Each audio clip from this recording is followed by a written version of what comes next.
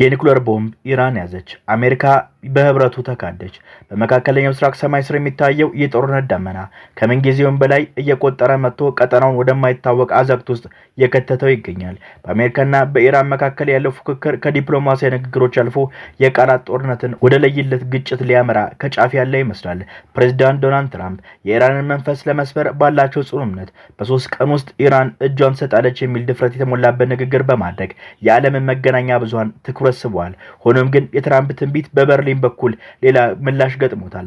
የጀርመኑ ቻንስለር ኢራናውያንን በጀግንነት በመወደስ ኢራን አሜሪካን በአደባባይ አዋርዳታለች ሲሉ የሰነዘሩት አስተያየት በምዕራባውያን ሀያላት መካከል ያለውን ስንጥቅ ፍንትው አድርጎ አሳይቷል።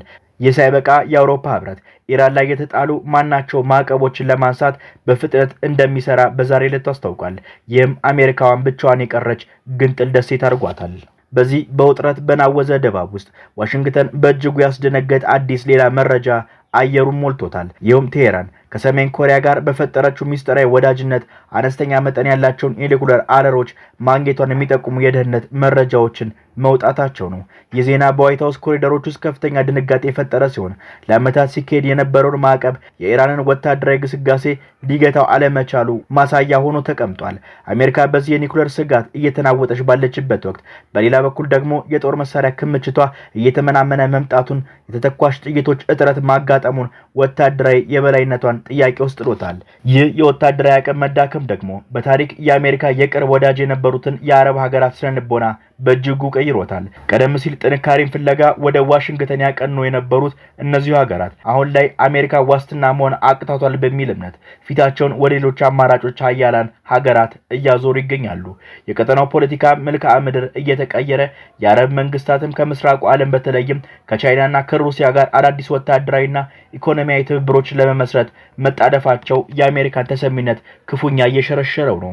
መካከለኛው ምስራቅ አሮጌው ተጽዕኖ እየከሰመበትና አዲስ የኃይል ሚዛን እየተፈጠረበት ያለ እሳታማ ምድር ሆናለች። ይህ በእንዲህ እንዳለ የተባበሩት አረብ ኤሚሬቶች የእስራኤል አይረንዶምን በአየር መከላከያ ስርዓት በድብቅ መግዛቷን የሚጠቁሙ መረጃዎች መውጣታቸው ሌላኛው አስገራሚ ክስተት ሆኗል። ምንም እንኳን ግዢው በይፋ ባይረጋገጥም ኤሚሬቶች ከአሜሪካ ጥገኝነት ለመውጣትና የራሷን የደህንነት ጋሻ ለመገንባት የምታደርገው ጥረት ማሳያ ተደርጎም ተወስዷል።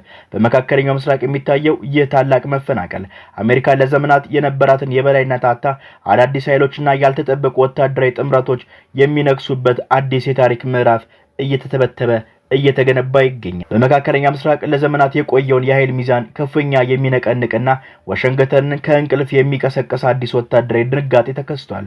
ይኸውም ቴሄራን ከፒዮንግያንግ ጋር በፈጠረችው ሚስጥራዊ ስልታዊ ጋብቻ አነስተኛ መጠን ያላቸው ነገር ግን እጅግ አውዳሚ የሆኑ የኒኩሌር አረሮችን እጅ ውስጥ ማስገባቷ ነው። እነዚህ የኒኩሌር አረሮች እንደቀደሞቹ ግዙፍና ለመሸከም አዳጋች ሳይሆኑ በዘመናዊ ሚሳኤሎችና በተተኳሾች ላይ በቀላሉ ሊገጠሙ የሚችሉ በመሆናቸው የኢራንን ወታደራዊ ጡንቻ ባንድ ጀንበር ቀይረውታል። የሚስጥራዊ ላቦራቶሪ ሙከራዎችና በሰሜን ኮሪያ የቴክኖሎጂ ድጋፍ የተገኘው ስኬት ኢራን በአጭር ርቀት በመካከለኛ ርቀት ሚሳኤሎች ላይ አውዳሚ ኃይል እንድትታጠቅ አስችሏታል። ዋሽንግተንን በእጅጉ ያስደነገጠው ጉዳይ እነዚህን ትናንሽ አረሮች በከርሰ ምድር ዋሻዎችና በተንቀሳቃሽ ተሽከርካሪዎች ላይ ደብቆ ለማጥቃት የሚመች መሆኑ ነው።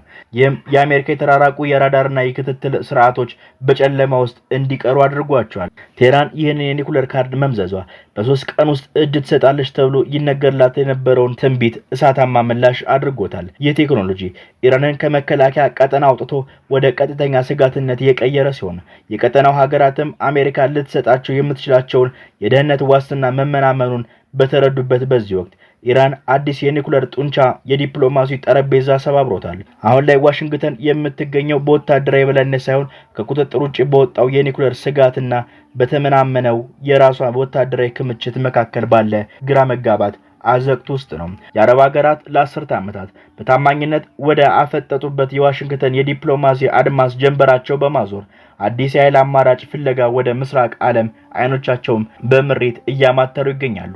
በአንድ ወቅት የአሜሪካ የጸጥታ ዋስትና ተብሎ የሚታመነው የማይበገረው ጋሻ ዛሬ ላይ ተሰንጥቆና ተዳክሞ በመታየቱ የቀጠናው መንግስታት ራሳቸው ከሚመጣው ማዕበል ለመታደግ አደገኛ ግን ደግሞ አስፈላጊ የተባለ የፖለቲካ ሽግግር እያደረጉ ነው። ዋሽንግተን በራሷ ወታደራዊ ክምችት እጥረት ስትናጥ የኢራንን ድንገተኛ የኒኩሌር ግስጋሴ መክታት ሲሳናት የተመለከቱ አረቦች አሜሪካ ለራሷም አልሆነችም በሚል ስሌት የቆየ ወዳጅነታቸውን ጥያቄ ውስጥ ከተውታል። ቀደም ሲል በዋይት ሀውስ ይሁንታ ብቻ ይንቀሳቀሱ የነበሩት እነዚህ ሀገራት አሁን ላይ ያለምንም ቅድመ ሁኔታ የጦር መሳሪያና የቴክኖሎጂ ሽግግር ወደሚያቀርቡት ወደ ቤጂንግና ሞስኮ ፊታቸውን አዙሯል። በተለይም ቻይና ያቀረበችውን የኢኮኖሚና የወታደራዊ ትብብር ማባበያ የአረብ መንግስታት በአሜሪካ ላይ የነበራቸውን ብቸኛ ጥገኝነት እንዲሰብሩ ትልቅ በር ከፍቶላቸዋል። ይህ የፊት መዞር እንቅስቃሴ በቃላት ብቻ ሳይሆን በተግባርም እየታየ ነው። የአረብ መሪዎች ከምስራቁ ዓለም ጋር የሚያደርጉትን ስትራቴጂያዊ ጋብቻ የአሜሪካን ቀጠና የበላይነት ወደ መቃብር እያሳደገው ይገኛል። በታሪክ ታይቶ በማይታወቅ ሁኔታ በባህረ ሰላጤው ሀገራት የአሜሪካ ቁጣ ወደ ጎን በመተው የራሳቸውን ብሔራዊ ጥቅምና ደህንነት ለማስጠበቅ ሲሉ የቀድሞ ጠላቶቻቸው ጋር ሳይቀር አዳዲስ ወታደራዊ ጥምረት ለመመስረት እየተሽቀዳደሙ ነው። ይህ ታላቅ መለወጥ በመካከለኛው ምስራቅ ላይ ሰፍኖ የነበረውን የአሜሪካን አሮጌ ጥላ ጠራርገው በማውጣት አዲስና ብዙ ኃይሎች የሚጋጩበት የፖለቲካ መልክዓ ምድርን እየፈጠረ ነው።